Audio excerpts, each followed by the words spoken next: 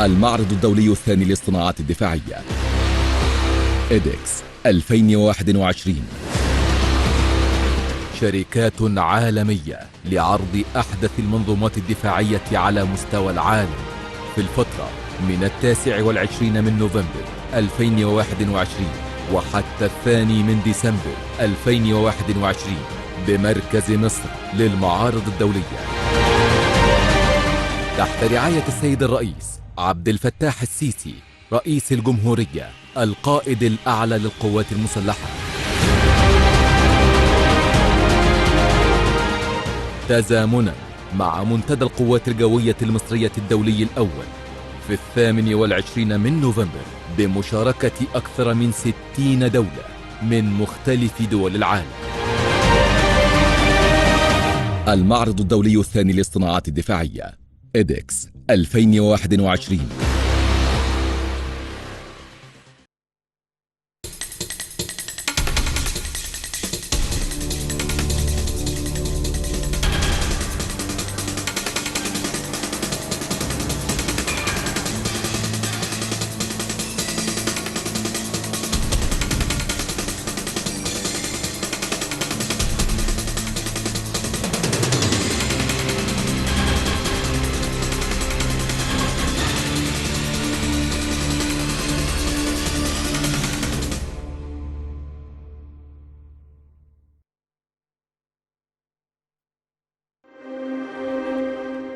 The legend of Ra is a very ancient legend. What came to us from it came in separate texts recorded on the walls of some Egyptian temples from the late period, and that's in Edfu, Dendera, and El Dakka temples. The mind of the ancient Egyptian thinker imagined that the supreme god is in the shape of a falcon, had 2 eyes, and the right eye was known as the sun, while the left eye was known as the moon. In other places, both God Shu and goddess Tefnut were described as the eye of the creator god Atum. God Shu was impersonified to the eye in the figure of the sun, while Tefnut was impersonified to be the right eye in the figure of the moon. In some other texts and stories, we find a reference to the eye of the god as being an independent entity in a picture of a great comic god. This eye got separated from the god to find God Shu and Tefnut when they were lost in the dark eternal water. The oldest text references of the eye of the god came in the Coffin's texts.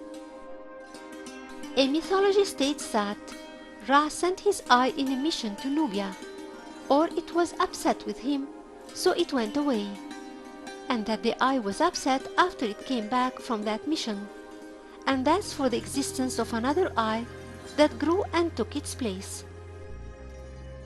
Its father god Ra reconciled with it and made it in the shape of the living cobra, and placed it over his forehead to blow flames and fire from its mouth and push away any harm, to protect him from his enemies.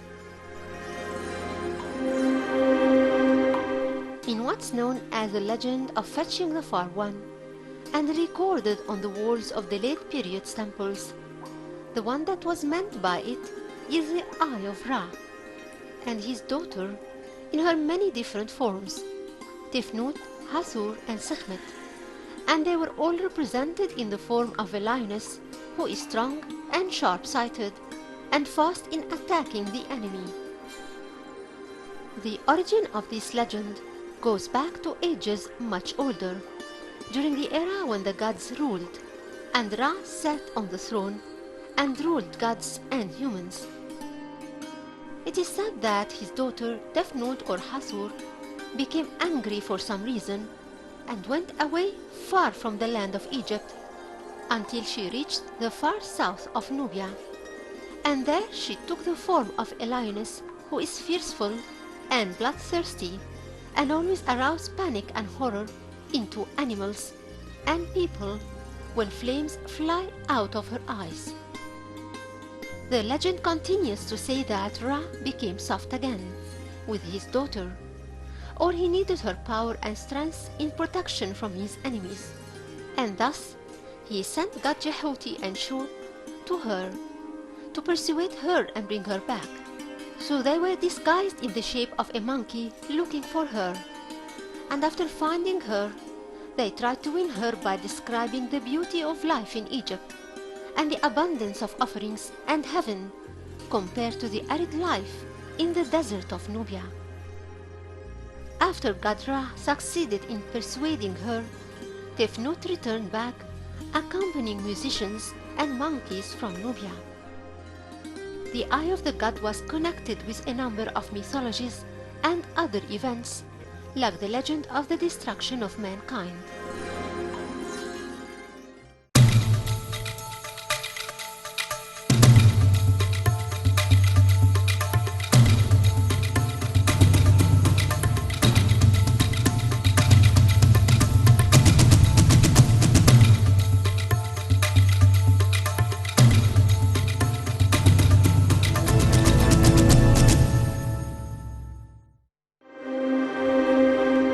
The Eye of the God has taken in the legends and tales of the ancient Egyptian religion so many different names, like the image of the eye of the sun god and his daughter, and the strong goddess who puts horror into the hearts.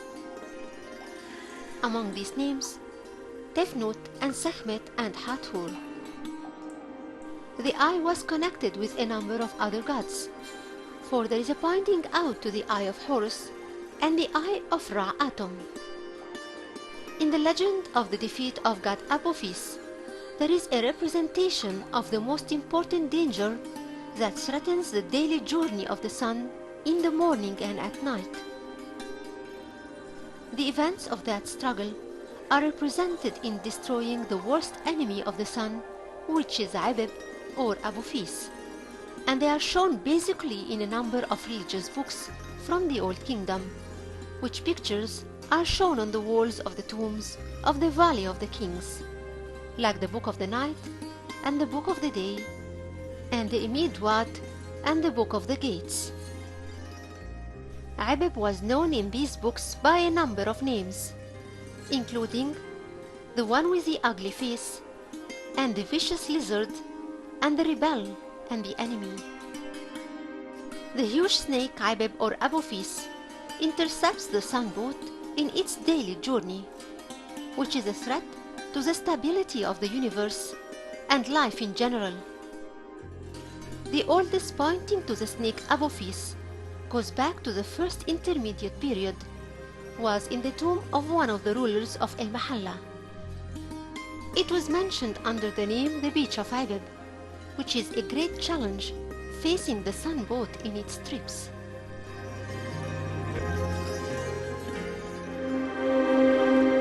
Apophis is a great snake with a twisted body that looks like hills in sequence. It swallows a big amount of water, which causes a sun boat to drift and be broken on the beach. This gave a warning that the time will stop and there will be a return to the world of chaos and the non-existence. Usually, this snake is defeated eventually, so that the preservation of universe and existence is guaranteed. During the battle, there are some moments when the snake Abeb wins, and that appears in the form of the occurrence of some natural phenomena, like the wind and the storm, but they always end with the victory of the sun god and the crossing of his boat. That struggle was inevitable and eternal, for it happened every day in the hours of night and day. It could happen in more than one place, for it can happen in the other world or in the eternal water where the enemy lives.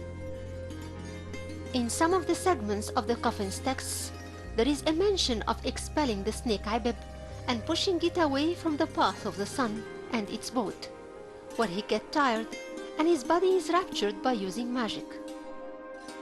God Set and the crew of the sun god are responsible for protecting the sun god during his trip. They are the ones entitled to stop this vicious enemy and the rest of the enemies of the Sun God. In chapter 39 of the Book of the Dead, we find a part of the events of that struggle and the major role of Set in that blocking of evil and his protection of the Sun boat during its journey.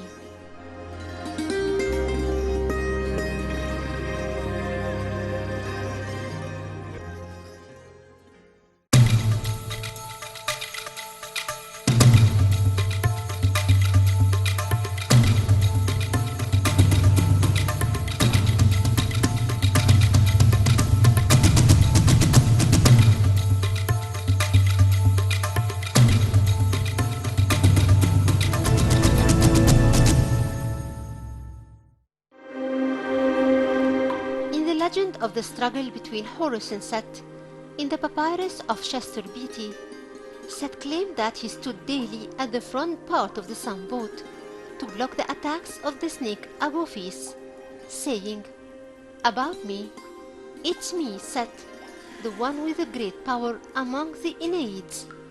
I slaughter the enemies of Ra daily while standing at the front of the boat of millions of years." In chapter 108 in the Book of the Dead, there was a mention of the snake sitting above the mountain, threatening the deceased. The snake was described to be of a length of 30 arms and was known as the Fire Eater, the one whose eyes turned towards Ra to damage his boat and strike the sailors and swallow 7 arms in the great water. But God Set stabbed him daily with his arrow, which made him puke the water he swallowed, and thus the Sun boat was able to continue its voyage, where there is a resurrection and is renewed daily. In spite of the struggle that goes between the Sun God and the snake Apophis, in many of the religious books, none of them had full details of this legend. But it's possible to conclude some events from that struggle through the texts and the scenes. That snake intercepts the Sun boat at night daily when the dark comes, when Abib swallows the eye of the Sun God but returns it back after he is defeated at dawn. Abib could produce a frightening sound that scares the Sun God and his fellow gods. Isis stands at the front of the boat and conquers him by using her magic.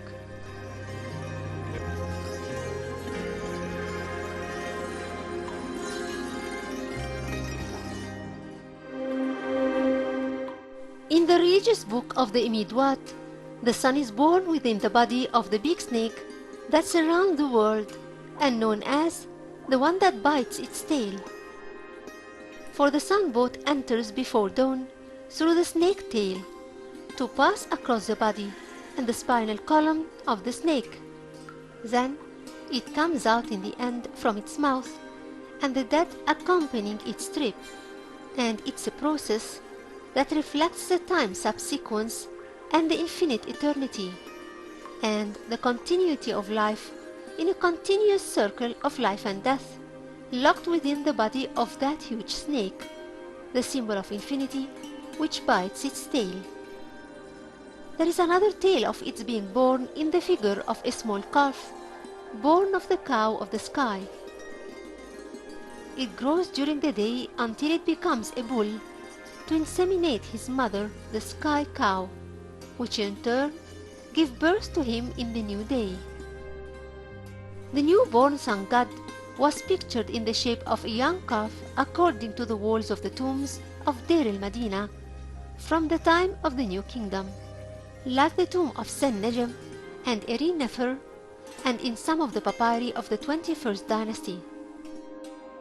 The tombs of the New Kingdom in Luxor, situated on the west bank of the Nile, teem with scenes from the Book of the Dead and the Imidwat and the Book of Day and Night and the Book of the Cave, each depending on the will of the pharaoh and owner of the tomb. The work in preparing the tomb starts right after the pharaoh sits on the throne, so that he can guarantee that his final resting place will come out finally according to the design he planned either in its construction or in the scenes that cover its walls.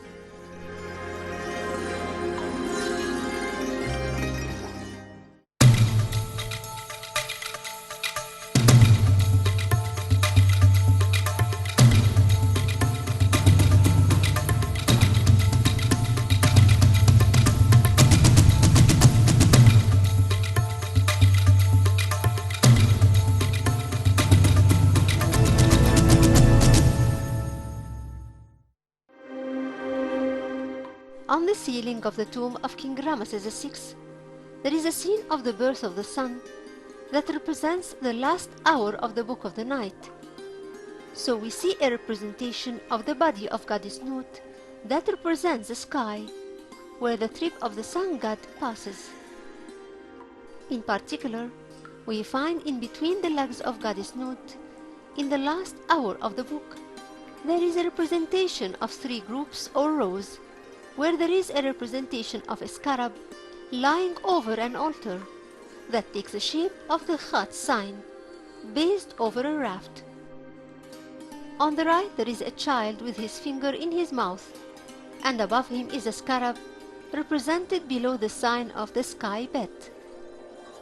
At the front there are two gods, Heh and Hehet, worshipping the coming of the newborn sun.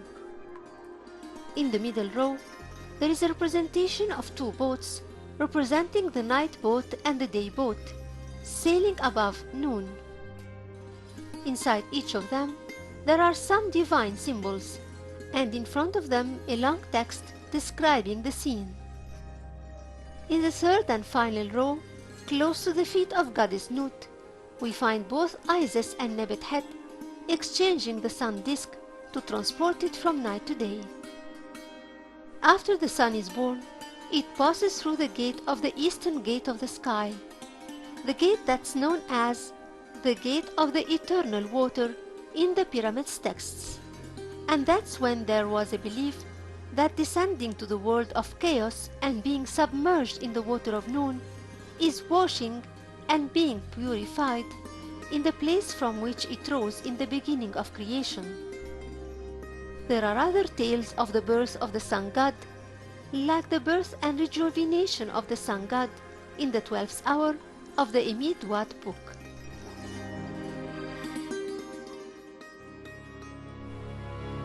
The legend of the destruction of mankind was found relieved for the first time in the tomb of Seti I. That legend was repeated in the royal tombs that date to the New Kingdom. They came in the texts of the Book of the Sacred Cow, which is one of the books of the Netherworld that was recorded on the walls of the royal tombs of the New Kingdom, like the gilded wooden chapel of King Tutankhamun and the tomb of Seti I and the third and the sixth. The events of this legend goes back to the time when human and gods were one thing living on this earth. When God Ra got older, the people started to mock him and make fun of him. But he knew their thoughts and prayed to gods to consult with them about what to be done with those sinners. This legend tells that Ra created himself by himself and created the existence and had the roles of humans and gods. He got older, so a group of evil people conspired against him and denied his blessings and spread in earth. He was hurt by their blasphemy, so he gathered the mighty gods and told them, "Look, the people who were created from my eye, they were plotting something against me, so tell me what's your opinion." Their elder god Nun, which is the ocean, told him not to confront their disobedience personally, so that they don't perish, and all the world would be destroyed. He advised him to send his eye to revenge from them. Ra took his advice and fixated his eye on them. His eye Tefnut, which is a sun, took the shape of Hathor, the cow of the sky, to smash the conspirators. Indeed, the goddess manifested her power against them, which won her the title Sekhmet, or the powerful. Then she returned more determined to return to them again and wipe them out completely.